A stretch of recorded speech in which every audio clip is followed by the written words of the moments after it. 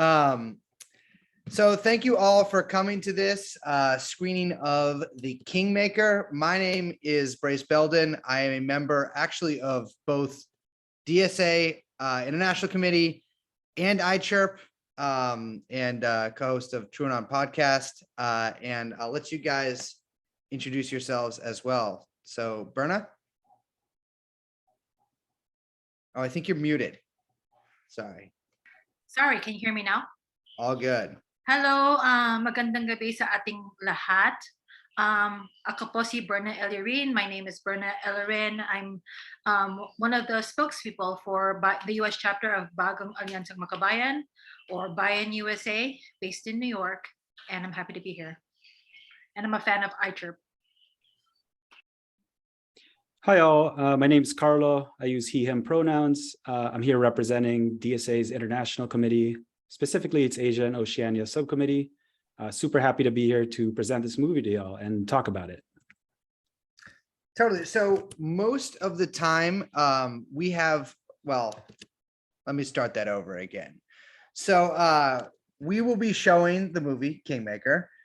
We do have a couple of classic calls to action before we start here. So I'm trying to flip between the windows here so I know what to copy paste to put in the chat. To be clear about the movie as well, we will put it in the chat, but if for some reason your internet connection's weird, it's watching, we've tested this out on Zoom, but if it's not working good for you, we'll also put a link to it on YouTube in the fucking chat, which is also where the links to everything else we're about to be saying are gonna go. So first thing first, I am a member of ICHRP. I am going to put a little unity statement there. It's the unity statement to reject U.S. support of the Marcos dynasty. One of the things that ICHRP focuses on is sort of people-to-people contact, between working people of the United States, working people of the Philippines, to really make connections on that level. We obviously also do work with legislators and to try to get things, well, mostly things banned. But really the core mission, the important mission is to maintain contact between the working peoples of both countries. So here's a little statement, which I encourage you to read, to reject U.S. support of the Marcos dynasty, which you'll be learning a lot about during this. I guess I'll just do all mine at once. I also am going to, of course, encourage people to sign up to ICHRP. And so I should explain, ICHRP is the International Committee for Human Rights in the Philippines. I worked with them for several years. Literally this year, excuse me, I spent about a month over there in the Philippines during the election as part of the International Observer Mission with ICHRP.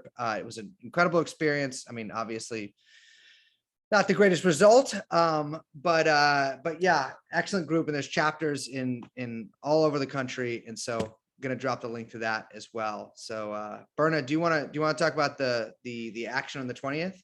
Yeah. Hi.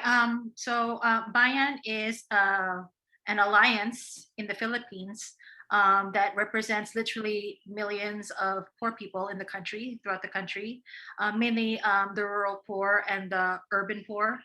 And we have overseas chapters. The biggest overseas chapters here in the US. We were founded in 2005, and we are also 33 Philippine organizations across the US that act as an anti-imperialist campaign center and information bureau for the National Democratic Movement in the Philippines.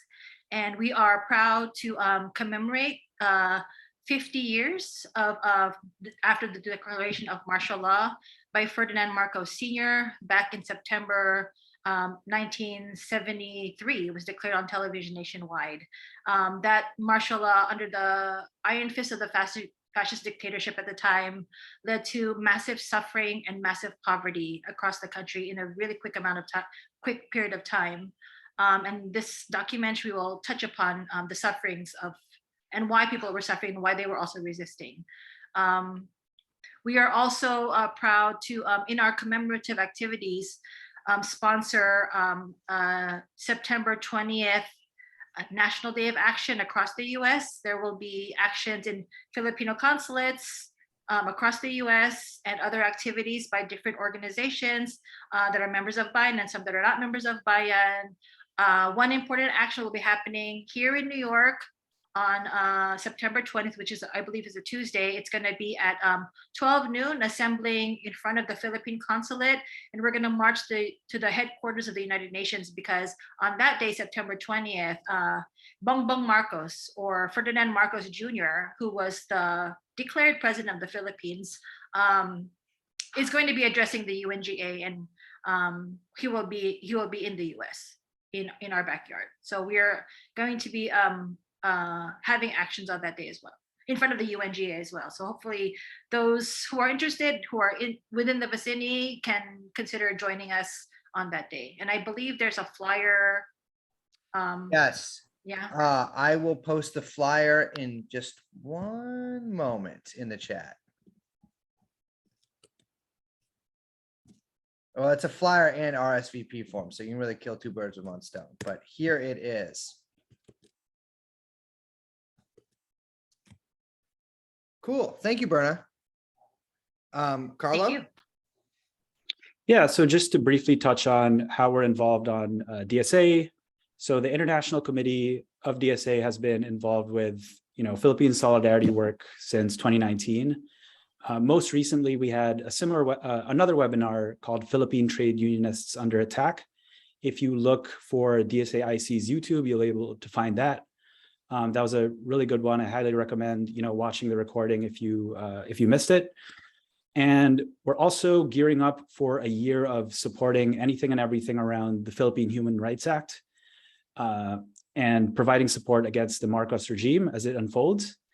The only thing I want to share with you all today is, if you're interested in joining DSA or joining the IC, we have an application. Just point your browser to international.dsausa.org. Paste that link right now. Oops. And you can join right here. Cool. I think we're good to start. Perfect. Look at that, right on time. So let me also get back to, sorry, again, I'm just jogging between these windows. I think we're good, right? We're going to start the movie. Like I said, if Zoom, actually I didn't say this, but I'm going to read it out loud now. In case Zoom is not working for anyone, or if you need closed captioning for the English dialogue, we'll drop a few backup links in the chat. And I'm also going to mention that we're around, although not me personally, but we in general are going to be around for technical support. I will be around, but I will not be able to help you with technical support. Yeah, without further ado, please don't tell anyone that we're pirating this movie on a Zoom thing. And we should be good. Afterwards, we're going to have a little panel where we're gonna talk about some stuff that's raised in the movie, maybe some stuff that the movie missed, and a little more information about the Philippines. But with that being said, I think we're good to go. Yeah, so we're going to go ahead and pause the recording here, and everyone feel free to throw your reactions in the chat as the movie is playing. If you want to bring up something that for us to talk about after the movie, please put it in the Q&A section right next to the share screen button if you see that one, or it should be next to the chat button on your end. We'll get to everything that's put in there. Well, let's not get. We'll get to some of the things that are put in. I mean, who knows how much they're going to put in, but we'll get to as much as we can. I don't think we have to watch all the credits for that, but let me get all my stuff up here. Can you guys hear me? Perfect. Well, that was a hell of a movie. I've actually seen that before, and I planned on zoning out this time, but ended up watching the whole thing. I think we're just gonna go around right now. Again, it's the three of us. We're also doing a little panel here for probably till about 10 o'clock or about half an hour. I think we're just going to go around we have a few questions that we kind of already came up with, or to topics to discuss, and then maybe go to some audience Q&A. The first one is to give more context as to what was happening with the people's resistance at that time and why martial law was declared in the first place. You want to go like Bernadette, Carlo, and then I can talk for a sec too, I guess. Hi, can you hear me? Yeah, you're a little quiet. Can you hear me now? Yes. Okay, good. Hold on. Sorry, my roommate is cooking right next to me. Just a little bit of background about myself. My parents were both student activists when martial law was declared. They were members of the Kabataan Makabayan, or Patriotic Youth, before it went underground. And they were very much part of the resistance at that time. Martial law was declared on television on September 23, 1972. And this is the 50th anniversary of its declaration. The resistance at the time was very much had an anti-imperialist character. The first quarter storm, which was a student propaganda movement in the first quarter of 1973, 1974, shortly after martial law was declared. No, I'm sorry, before martial law was declared. It was part of the reason why martial law was declared. 1970, necessitated repressive measures from the government. But at the same time, what the students were really protesting, and the reason why I say anti-imperialist movement, is because they were protesting the presence of US military bases in the Philippines. The Philippines has always been, ever since it was a direct colony of the United States after the Philippine-American War, a major hub and geopolitical hub for US military dominance in the Asia Pacific region. And the Philippines has always been crucial and serves that purpose even up to today. And the economic basis for declaring martial law was also because world powers, particularly the capitalist bloc at that time, were experimenting with a new type of intervention in countries that are, we probably know as the third world, but really countries that are waging or may have either won their national liberation from colonialism or were waging anti-colonial struggles, including in the Philippines, which has a long colonial history with both the US and Spain. And it was mainly to intervene by way of predatory lending, by way of the International Monetary Fund and the World Bank. And these institutions were really established to structurally adjust the economies of countries such as the Philippines, of Chile, and all throughout Latin America. And that's why you have these US puppet dictatorships that popped up at the same time and declared, had martial law measures declared, such as Pinochet in Chile or Marcos in the Philippines, really to ensure that these structural adjustments meant that the economies of these countries would really serve the interest of monopoly capitalism. Meaning to say, for the Philippines, our economy was transformed into one that was export-oriented, meaning a source for cheap raw materials or natural resources. The Philippines is the 5th most mineral resource country in the world, and no one knows that. And you can find everything in the Philippines, including oil and thermal energy sources. And it's also a food basket for the region. But these things became for export, cheap export for first world countries, and as well as we don't make anything in the Philippines. We don't manufacture anything in the Philippines. We provide the raw materials for everything, but we are reliant on finished imported products from the West. And that leaves our country in a perpetual deficit. And that deficit is why we have to always be dependent on foreign loans. And these loans come with ties, they come with conditions. And in the case of the Philippines, it means no development, no real industrial development for our country that's very rich in resources. And so that is why the question of human rights, the question of martial law, the question of freedom for the Filipino people starts with the question of land. If you don't understand the land question and why it needs to be resolved urgently, you won't understand the Marcos dynasty, the reasons behind it, and even the national liberation struggle that's being waged by the Filipino people right now. Primarily in the countryside, where there is a civil war between the armed forces of the Philippines and an armed revolutionary movement being led by the Communist Party of the Philippines and its military wing, the New People's Army. If you don't understand the desire for land to alleviate the suffering of the Filipino people, majority of whom live off the land but cannot own the land, then you won't get martial law in its essence. These were policies that were made to ensure landlessness and poverty for the sake of profit outside of the country and make our economy dependent. And that's why, which propelled a lot of resistance in the country. And that's why martial law was enacted to suppress that popular resistance.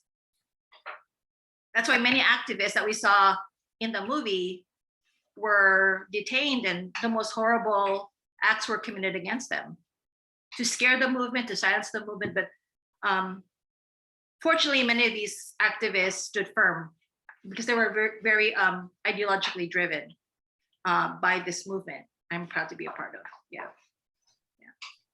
Thank you.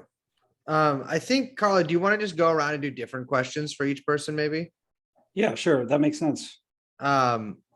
So let me know if this one tickles your fancy. What has been the role in the U.S. in supporting political dynasties in the Philippines, and how are we seeing that play out today under the Marcos Jr. regime?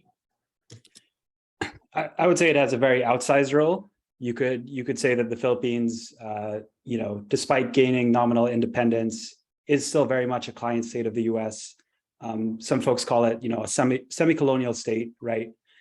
One of the biggest artifacts of that, I would say, is this big security pact between the U.S. and the Philippines, which is the Visiting Forces Agreement, which was originally signed in 1998 and was renewed continuously since then. Makes it easier for U.S. forces and ships to operate in the Philippines. There are these big combat exercises in the West Philippine Sea and so forth. I think from the period of Obama's pivot to Asia, the U.S. has been, super intent on consolidating the support of its allies in the region as it ramps up its hybrid war on China. I would say, to answer the part about how its relationship with Bongbong is different, my take is the U.S. doesn't really care at the end of the day which particular individual is in power, right? As long as it's a pliant government and able to exceed the U.S. interests. So for me, it's better not to think about, does someone like Joe Biden personally like Marcos? I like thinking about in terms of the U.S. is trying its best to enact their agenda given whatever the political situation is. So I would say even if the opposition had won in the last election, you can bet that they'd be working overtime to preserve the Visiting Forces Agreement and so on. Yeah, Bernadette, do you have anything to add about that? It's okay. I think you're muted, but Can you just repeat the question? just what the role of the U.S. has been in supporting Marcos, or both Marcoses, but Philippine political dynasties in general. The U.S. was a direct colonial power over the Philippines from 1899 to 1946, and now it's a neo-colonial power over the country, which is the essential difference there is that the Philippines has the semblance of independence and a democratic state, but in essence, it is still very much economically, politically, and culturally and socially tied and influenced by U.S. geopolitical interests. So that's my take on that. And as far as the relationship with Marcos Sr. was a U.S.-backed puppet dictator. The Marcos family have owned real estate here in the United States, here in New York. Yeah. That was in the film. The U.S. Brought Marcos to Hawaii for exile. The U.S.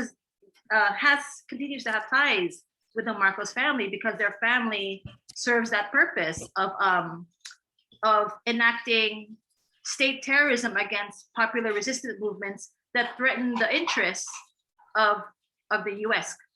state in the Philippines and also in the region. So that actually kind of leads into another question from the audience, which was, where is it? When people chant at demonstrations in English, is this common in the Philippines, or is it for the benefit of observers? I don't know the number of Filipinos who speak English. So something that I was sort of surprised to see when I was in the Philippines is, and it kind of made me feel bad, is that actually almost all schooling is done in English. Like primary school, middle school, all that kind of, I actually don't know which one primary school is, but all schooling is done in English. Even up to the college level, like courts are run in English. The thing is, though, it's not spoken much in daily life, especially, I mean, I didn't interact with many wealthier people, but among the people that I talked to, basically none of them spoke English. I mean, obviously there's a lot of loan words. And so it is sort of like starting, it's a really stark reminder of that sort of semi-colonial relationship that they have, or neo-colonial, and the direct colonization of the Philippines through the 1950s by America, is that like it's so prevalent. And in fact, if you get arrested and you're in court, you might be represented by somebody who's arguing with somebody else in a language that you yourself barely speak, in a country where most people don't speak that English very, super fluently. It's sort of a baffling system. But of course, Marcos, I mean, he was educated at Oxford and various places in America, so speaks very fluently. I think a good one is, what's the media like in the Philippines, and how much mainstream criticism is there of the Marcos family and its legacy? Berna, do you want to start us off real quick? Yeah, well, under the media in the Philippines is monopolized largely by a few corporations, and these corporations have ties with traditional politicians, and so they serve the interest. Under martial law, under the first Marcos dictatorship, the Marcos dictatorship in the 1970s, media, there was censorship. Marcos controlled media content. We are also seeing censorship under Duterte, who closed down ABS-CBN, which is a major media distributor, news distributor in the country. And we are not seeing any moves by Marcos Jr. to change the situation. So I must say this is very much linked to the 36-year-old campaign to systemically revise Philippine history as it is presented in the mainstream, in the educational institutions, and in mainstream media. They are trying to change the historical narrative of what actually happened and what is happening in the country. As you can see, the Marcos family is known for their illusions of grandeur, and their narrative of the Philippines needing to go back to the golden era of Marcos. And we may think that this is just a cookie family, a cookie lady, having this disillusionment, just not being in touch with the reality. But they are not insane. They are not irrational. They are not kooky. They are very calculated. They very much have an agenda, and they are very intentional with what they are doing. They're trying to deceive the people, and they will use the mainstream public disinformation platforms to do so. So that is what we are up against now. The Marcos family is back in Malacanang. That is part of their historical revisionist campaign. Carla, what are your thoughts on that? I know that social media stuff too, especially played a huge role in absolutely. I mean, the Philippines, is a nation of early adopters when it comes to technology. So media there did jump on social media very quickly. In addition to everything Bernadette said, one thing I've noticed about media there, or from what I can tell at least, is that it's under-resourced, right? So it doesn't have some of the things you'd expect. Because of a lack of resources, one type of reporting you'll find missing is things like deep dive investigative journalism.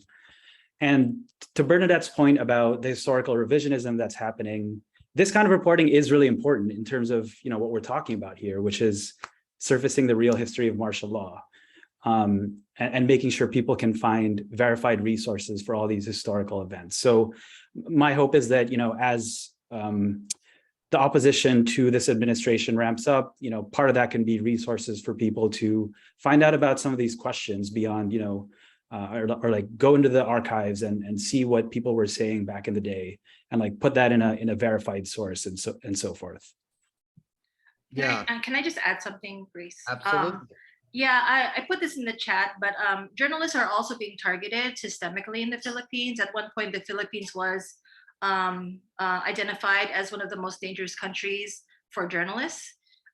This is because of the climate of censorship, the climate of political repression, and also the climate of controlling the media narrative. And I think Maria Ressa is a clear example of how the Philippine state, the Philippine government treats journalists who speak truth to power and also dare to expose the truth, especially corruption within the government, human rights violations with the drug war. There's not so much media talking about the majority of the violations of the country that happen every day in the countryside, because there are no media centers in the countryside. But most of them, human rights violations, really happen on the countryside by way of militarization, military occupation, hamleting, of community strafing, and this happened on every day.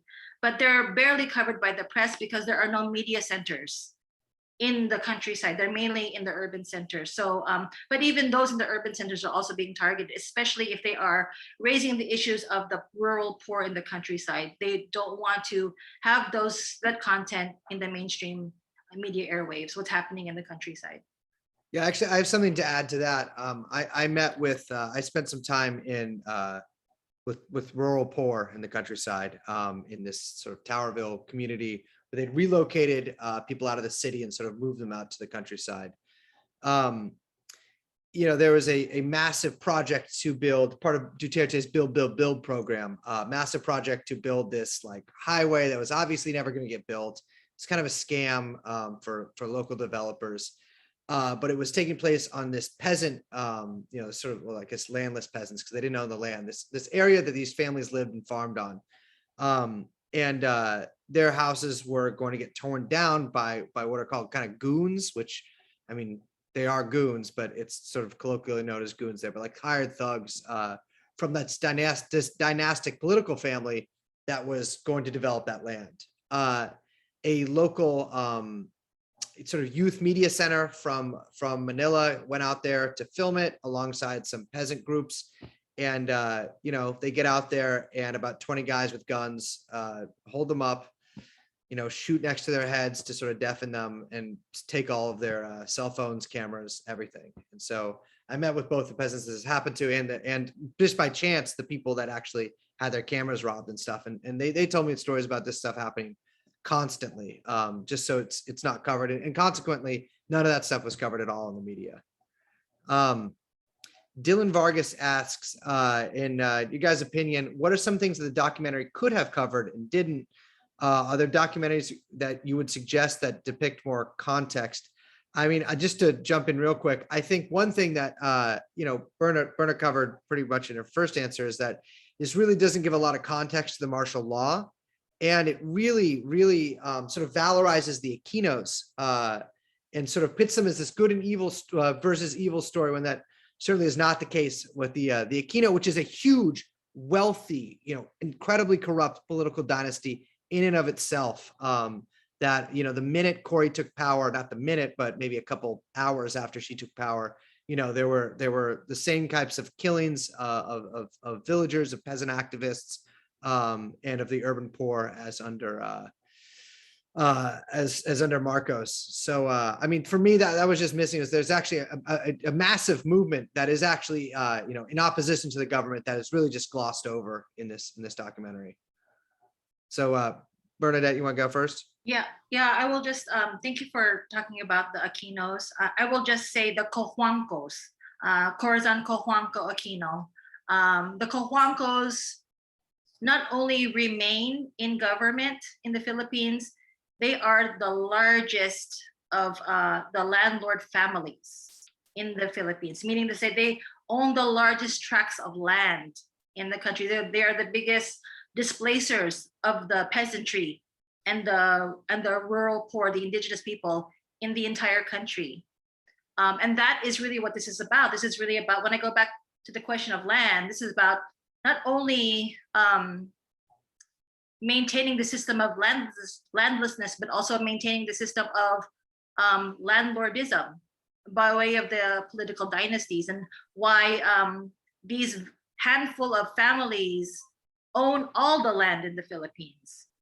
And these families, when they're in power, like the Cojuancos, when Cory Aquino was president of the Philippines, what is not mentioned in this documentary is the fact that her regime, which was also backed by the US, unleashed death squads, paramilitary, all with the help of US military support, death squads and paramilitary groups to crush the armed revolutionary movement in the countryside, which was the biggest threat to not only US geopolitical interests, but also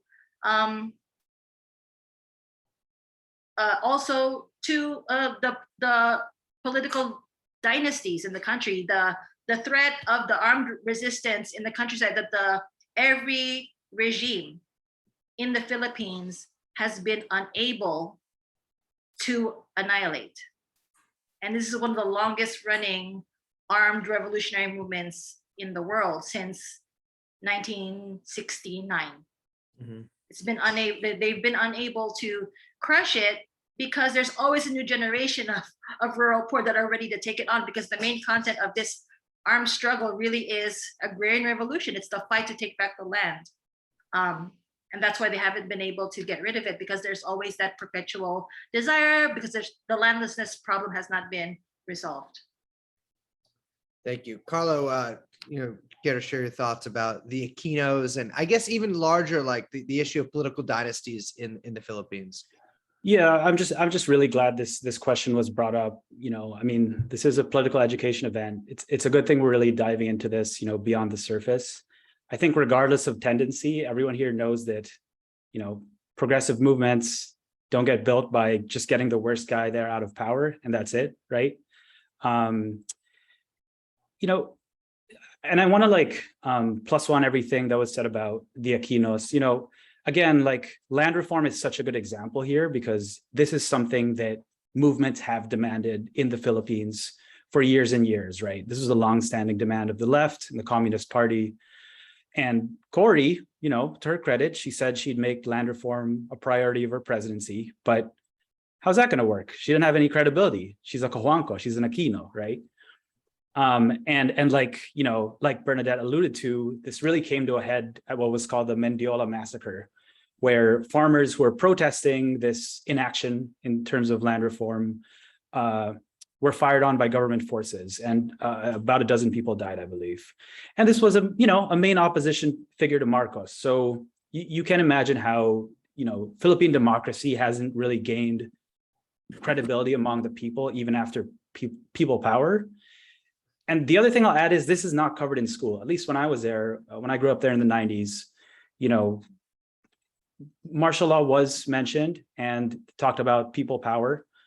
None of these nuances were talked about. You had to pay attention to the news if you wanted to learn about it. At least in terms of middle school, high school level, it wasn't something that was covered at the time.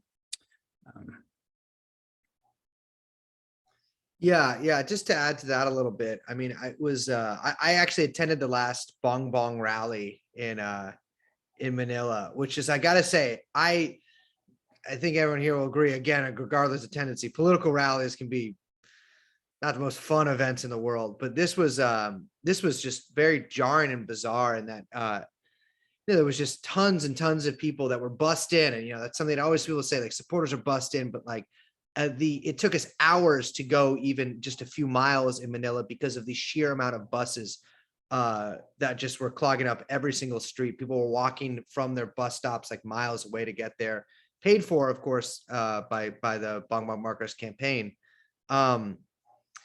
But to see all these people, especially young people, I mean, people waving rainbow flags, like young, like sort of excited people, marching, not marching, but walking, listening to what's the song, New Society. It was like the martial law theme song, which is sort of this martial music from the 70s, blaring from these loudspeakers on trucks. It was really sort of bizarre, and I think really showcased like how not forgotten, but how much the in like history and memory, the fucking martial law has changed many people's perceptions. It was seen as like an era of where things were clean, where the buses actually ran, where there wasn't all this crime and drugs in Manila.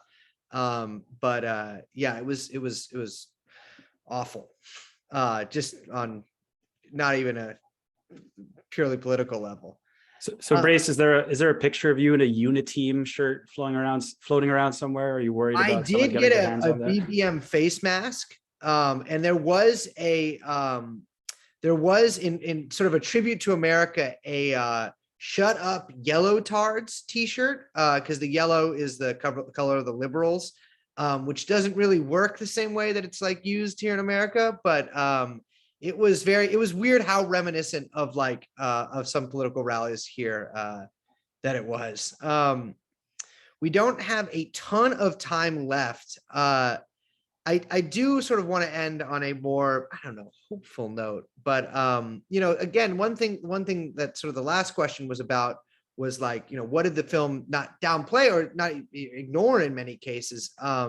And I think we kind of all agree that's sort of the heroic resistance of the Filipino people, especially many of those in the countryside. And so, kind of want to just ask both of you, like, what this is going to be. I'm going to try to ask this as broad and vaguely as possible, so that's as difficult to answer as possible. But what do you see really as like the course of the resistance in the Philippines, at least to the Bongbong Marcos Duterte, or the Uniteam regime, which I don't like to rhyme, so let me just say the Uniteam government. I can, try to start. I think one thing that was really encouraging in the last election, despite the result, was, the size of crowds that the opposition brought out. I think that a thing you don't really get with the election results is intensity of support, right? I think a lot of people voted for Marcos because either they were bought or they just thought this might be a good idea, didn't really investigate it because of a lot of this disinformation, right? But I think that you could really see that there's this deep swell of, revolutionary spirit. And of course, a lot of these folks were more on the liberal side of things, but I think that you could see it. And this is why I think I don't feel like this film or watching this movie made me feel bad. I think, like I said, you're not really taught about how these movements rose up against martial law. You're not really taught about the radical roots. And when you watch movies like this and follow up, you learn about those things. And for me, that gives me a lot of, revolutionary optimism. So I would say for folks who want to, understand more, just look into anything that piqued your interest about the movie, follow up on that. There's a deep radical tradition behind so many things in this movie that wasn't covered by the movie. Thank you. The question is about how do I see what's in store with the new Marcos regime? Too, but yeah. I mean, the question was really what do you see as the resistance to the Marcos regime? Well, there's already resistance in practice right now, even before the Marcos regime was put back into Malacanang, and it's just continuing. I think, this film really covered the 2016 presidential election. It did not cover the 2020 or the 2020 presidential, the 2021 presidential election. 22. Anyway, 22, sorry. The IOM was this year. I think we saw massive numbers out for Leni, Robredo, and Kiko Pangilinan this time around. Numbers that, if you look at the visuals at the aerial shots, compare to the numbers that we saw during EDSA 1. But what I think is missing was sort of the continuation of the momentum after the results were declared. And I think, unfortunately, many were hoping for Leni herself to provide that political direction, meaning to push forward, especially when so many irregularities of the electoral process were exposed. No, we know that so many poor people were bought because they were offered food and some monetary dole outs, in order to get the vote. We cannot really blame them because they're poor people. They want to eat. But there was also a groundswell, a legitimate groundswell of people desiring change, real change. And that momentum needs to push forward. Unfortunately, Leni Robredo did not provide that political direction after that groundswell rose up on the final stretch of the campaign. And I think the task at hand for the broad Philippine left is how to revive the mass movement, and also to advance the anti-feudal struggles in the countryside that are being waged by the rural poor every day.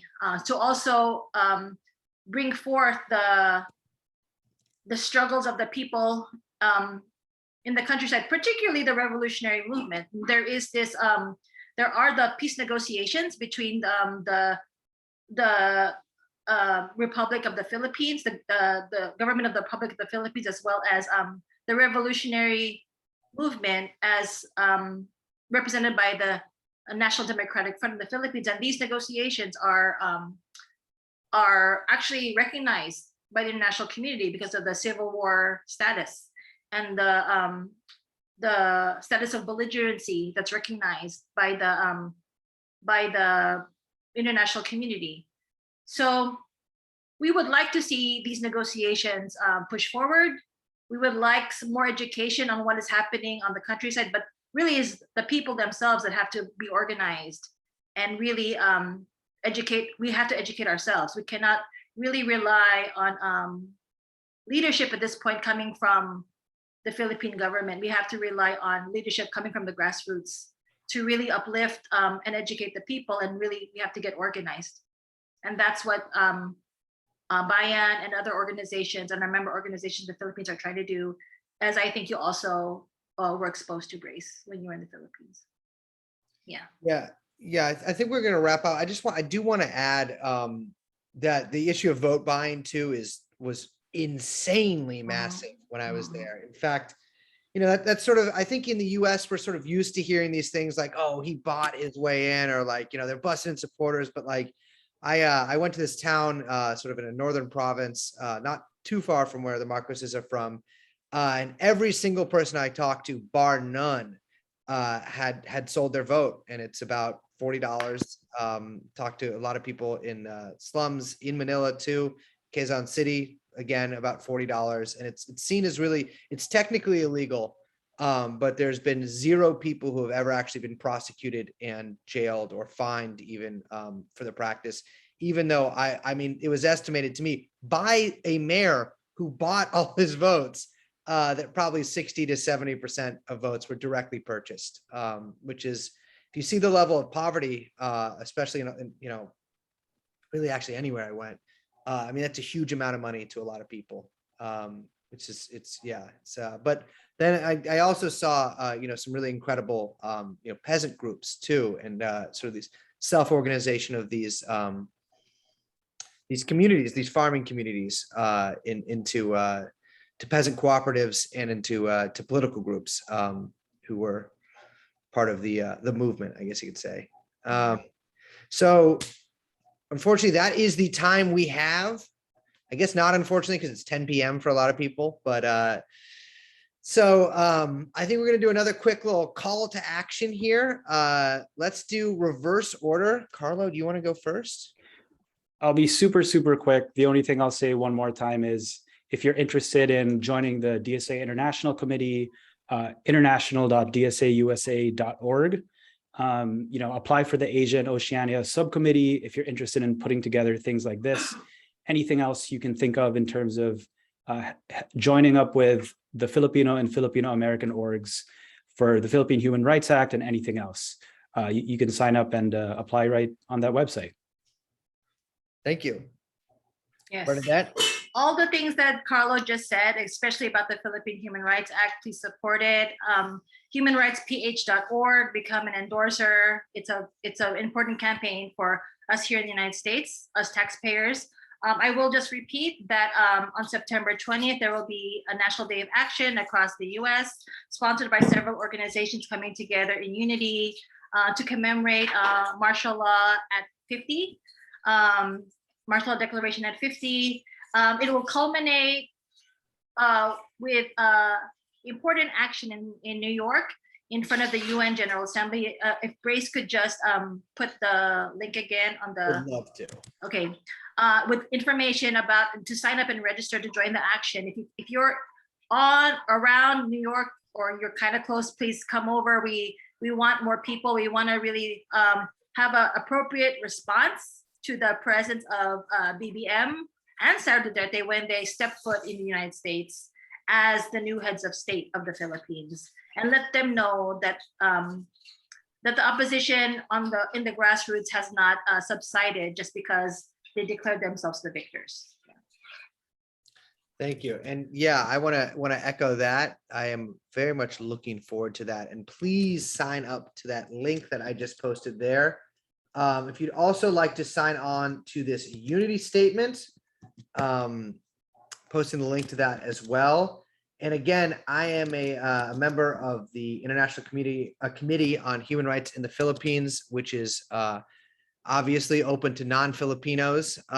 So I would suggest, if anything from this movie particularly moved you, it's a really great organization to get involved with. I will put the link actually not just to the ICHRP website, but to the IOM report referenced several times in this conversation, which is, basically dealing with what me and a bunch of tons of other international observers saw during our visit throughout the months of the last election. And this is also, of course, part of sorry, I'm getting this link to work right.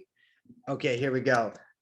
Tonight was part of a much larger educational series. So if you're like, oh man, I wish I could be part of a much longer educational series, well then click this link right here. Yes, and also, yeah, Bernadette, do you want to say that or? Yes. Well, I said join ICHRP. ICHRP is great. And then I said, if you're a Filipino in the US and you want to get involved with movement works here, we're here. We're ready for you. Go to buyinusa.org and join one of our buy-in member organizations. We have 33 of them across the United States. Perfect. All right. I'm giving you all 5 more seconds to click on every single one of those links and open up a series of tabs, which you'll deal with after closing out of the Zoom meeting. I think that's it, guys. Are you getting a thumbs up unless you guys have anything else? Carlo, you got it. Bernadette, you good? Mabuhay ang sambayanan Pilipino. Maraming salamat sa lahat. Exactly. Thank you all so much for coming out to this. Thank you, DSA. Thank you, except for me, thank you, ICHRP. And thank you to Bion, everybody, and thanks to everyone who helped out. A bunch of people there's a lot of people working behind the scenes from the IC on this too. So appreciate it, everybody. And yeah, thank you. Hope to see you at the next event. And if you're in New York on the 20th at the fucking UN. So good night. Night, folks. Thank you all.